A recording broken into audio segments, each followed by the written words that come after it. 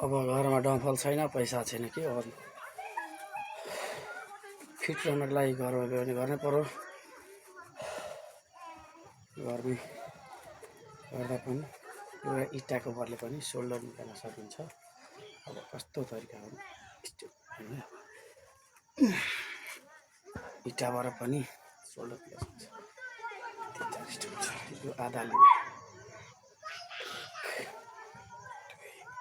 2 3 4 5 6 7 8 9 10 ज्यादा 1 2 3 4 5 6 7 8 10 फुल 1 2 3 4 5 6 7 8 9 10 सरखाने घरै बसेर निकाल्न सकिन्छ सोल्डर।